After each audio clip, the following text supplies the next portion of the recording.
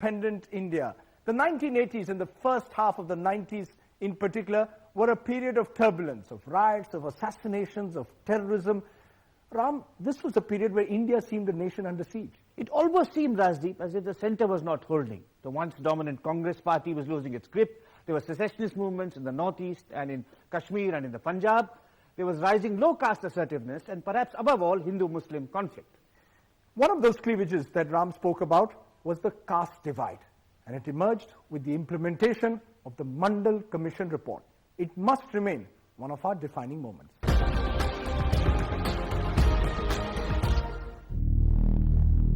The enduring symbol of the Mandal Commission report, Rajiv Goswami, student of Delhi University, attempting to immolate himself. The year was 1990.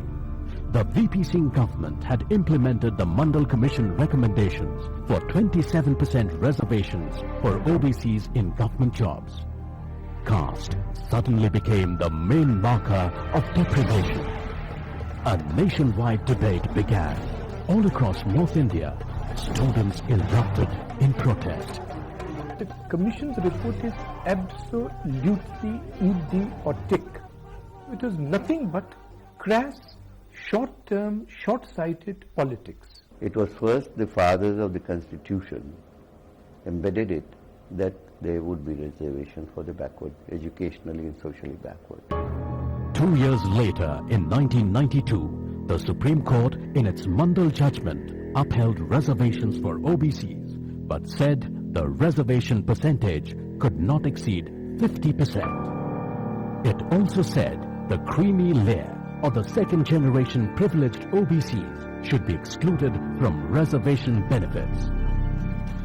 Mandal made quotas into something upper caste students would give their lives to oppose. The Supreme Court has given its endorsement to it. And so there must be something in it.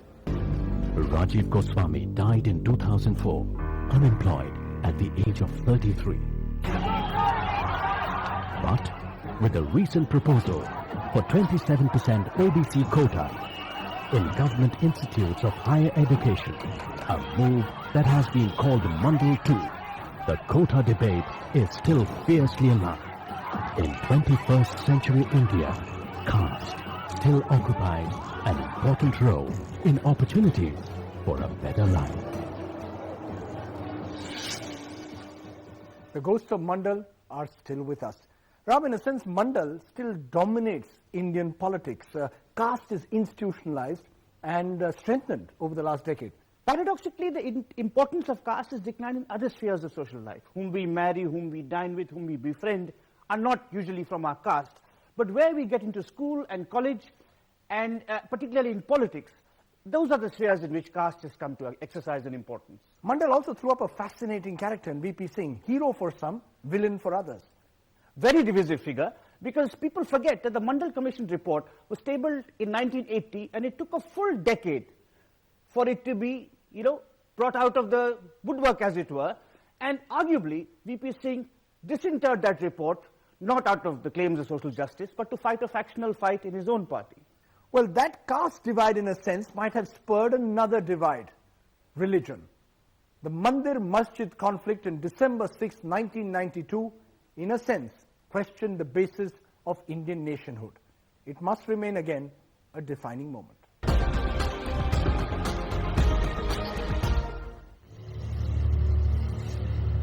It was more than just a 16th century mosque. Instead, it was a symbol of Indian secularism. When the Babri Masjid was demolished on 6 December 1992, it was as if a dream died. The dream that Hindus and Muslims would always live in peace in India. As the walls of the Babri Mosque came crashing down, an era ended in Indian public life. It was perhaps the saddest day of my life. And my sadness was because that event undermined the credibility of my party, which had in its election manifesto promised that we would respectfully shift that structure and construct a fine Rama temple in its place. In 1990, L.K. Advani began his famous Rath Yatra to Ayodhya, creating what has been described as a Hindu mass movement. 10,000 car sevaks organized by the VHP converged on Ayodhya on 6 December 1992. The three domes of the Babri Masjid were torn down. The center watched helplessly. 20,000 troops stationed near the city were never alerted. BJP and VHP leaders were heard shouting Jai Shri Ram and Ek Dhakka Aur Do as the structure of a secular dream collapsed into a rubble. Hindu-Muslim riots erupted across India. Over 2,000 perished. In Mumbai, the cycle of vengeance led to the Mumbai blasts of 1993, when so-called Muslim terror exploded for the first time in India. The demolition of the Babri Masjid was a turning point in Hindu-Muslim relations in India.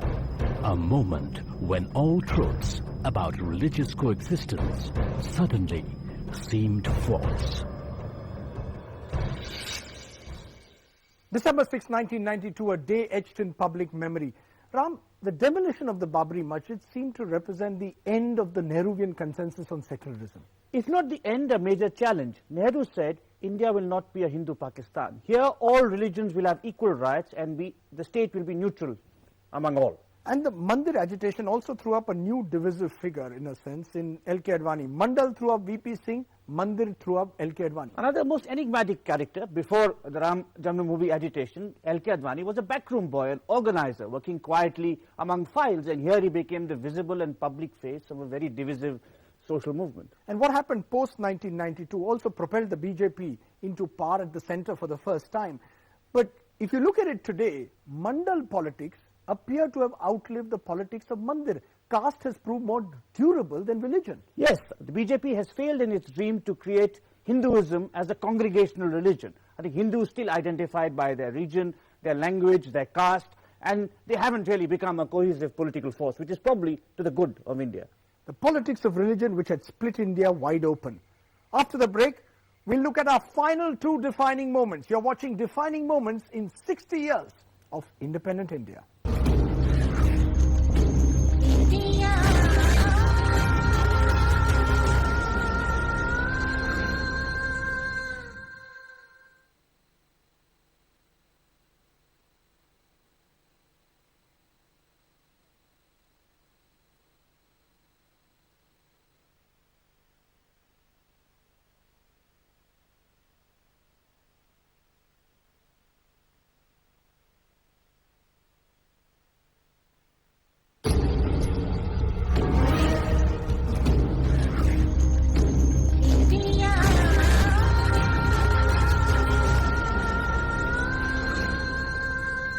Welcome back to Rising India, the defining moments.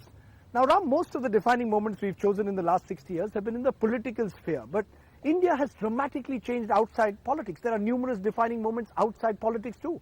I think so. I think among the contenders would be the setting of the IITs in the 1950s, the inception of the Self-Employed Women's Association in Ahmedabad in 1971, which kick-started the feminist movement, the Chipko Andolan of 1973, which kick-started the environmental movement. These would all be candidates. But the one that we've chosen is particularly close to Ram and me because it's the 1983 World Cup victory in cricket and the coming of age just a year earlier of colour television.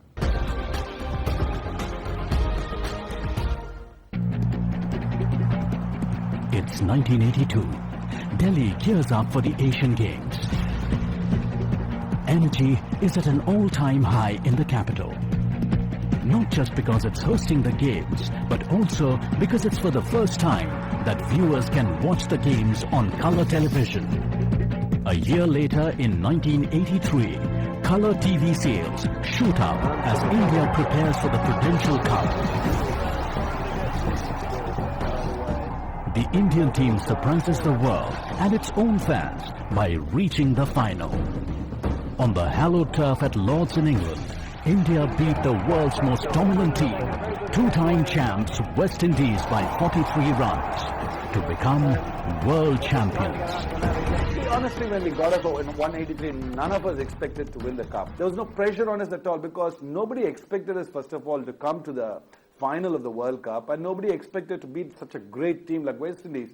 So the expectations for the people, or even expectations from ourselves, was very, very, next to nothing is the right choice. The results sent shockwaves around the globe.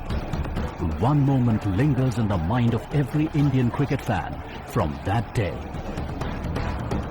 Kapil Dev running back to take this catch to dismiss the great Vivian Richards just as he threatened to finish the game off quickly. India watched in technicolor as the men in white brought the cup home. 1983, India's day out at Lord's. Ram, now, have we chosen this moment out of a sense of bias, or was there something really special about June 1983? It was our first great victory in an international sporting event. So I still believe that if Gordon Greenidge had not been out leaving the ball, West Indies would have been world champions. But Ram, in a sense, it's not just the victory at Lord's, it's also the onset of colour television. The Asiad brought it in, and really Kapil Dev became India's first television hero. Without question, to be followed by Sachin Tendulkar, Yuvraj Singh, Anil Kumble and so many others. It was a stroke of luck for cricket that great victory in 1983 coincided with the coming of age of colour television, so that cricket then became our great popular passion. In fact, today we have more than 300 television channels. Now, we haven't included cinema in our defining moments, but we've included cricket. Any reason for that? I don't think it's simply because you and I love cricket. I think the reason for that is that in cricket there's clearly only one defining moment, the 1983 World Cup victory. In the realm of cinema, which is as great a popular passion as cricket, there are many competing defining moments. You could think of Do Biga Zameen, or Pyasa, or Sholay, or Amar Akbar Antony, or if your tastes run to the classical cinema, one of Shatri Ray's films. Whereas in cricket, it's one match that stands out. Well, that match that stood out changed the world of cricket. Cricket became part of this great Indian marketplace. Our final defining moment, it comes from the world of the marketplace. Socialism had given way to economic liberalization.